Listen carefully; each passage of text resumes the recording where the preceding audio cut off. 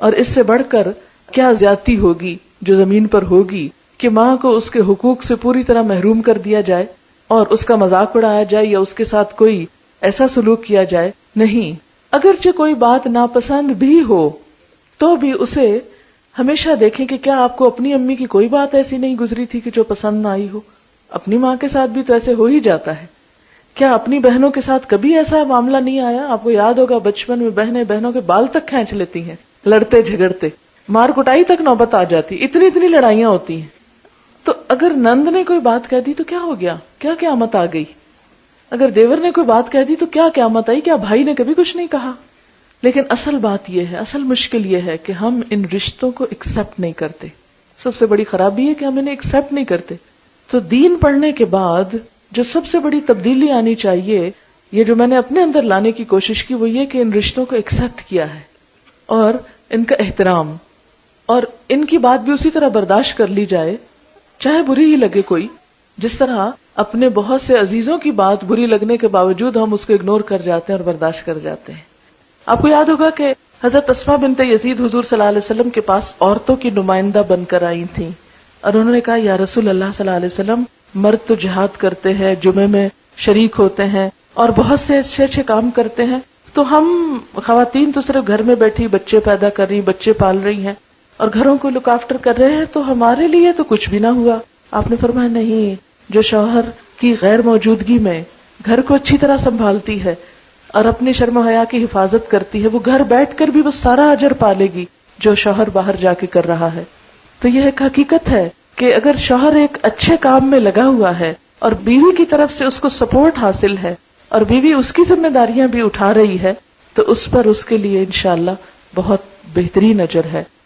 آپ کو معلوم ہے کہ ایک اچھی بیوی کی خوبیاں بتاتے ہوئے نبی صلی اللہ علیہ وسلم نے کیا فرمایا کہ جب شوہر اس کو دیکھے تو وہ اس کو خوش کر دے، اور جب وہ اسے کسی کام کا کہے تو وہ کر ڈالے، جب وہ اس کے بھروسے پہ کوئی قسم کھا لے تو وہ اس کی قسم پوری کر دے، اور عورت شوہر کے معاملے میں کسی دوسرے کی بات نہ مانے.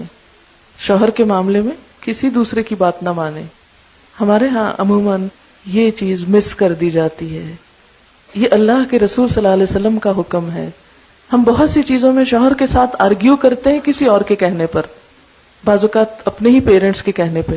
آپ نے دیکھا ہوگا کہ جتنی سہولتیں کمیونیکیشن کی زیادہ ہو گئی ہیں، اس سے میں نے دیکھا خرابیاں بھی بہت ہو گئی ہیں.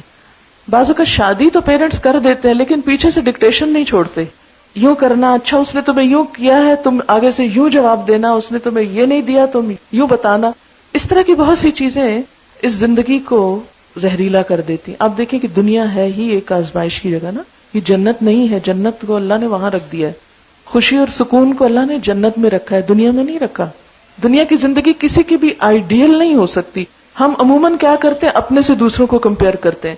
دوسروں کی جو چیز اچھی ہوتی ہے اسے دیکھ کے ہم حسرت کرتے رہتے ہیں، جو ہماری اچھی چیز ہوتی ہے اس پہ ناشکر ہو جاتے ہیں.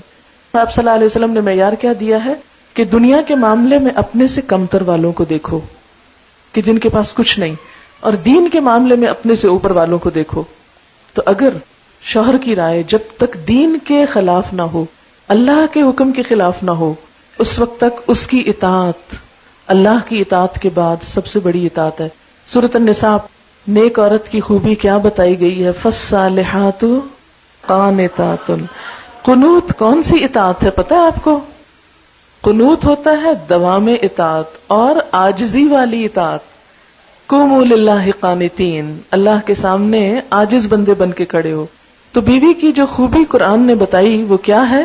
نیک عورتیں فرما بردار. اور یہ نہیں کہ صرف اچھے وقت میں فرما بردار، چاہے اپنی مرضی نہیں بھی، اپنا دل نہیں بھی چاہ رہا، اپنی خواہش نہیں بھی، کسی بھی چیز میں شوہر کی خواہش ہے. مثلا شوہر باہر جانا چاہتا ہے، وہ ہم سے چاہتا ہے کہ ہم بھی ساتھ چلیں، ہم کہ نہیں میرا تو موڈ نہیں، میں تو سو رہی ہوں، آپ جائیں جہاں جاتے ہیں. بعض اوقات وہ کسی چیز کا مطالبہ کرتا ہے، ہم کہتے نہیں ہمارا تو موڈ نہیں. تو قرآن پاک نے یہ نہیں کہا فالصالحات مطیعات، اس میں بھی اطاعت ہے. کیا کہا؟ فالصالحات قانتات. قانتات دوام اطاعت ہمیشہ، اور اس کے ساتھ عاجزی، انکساری.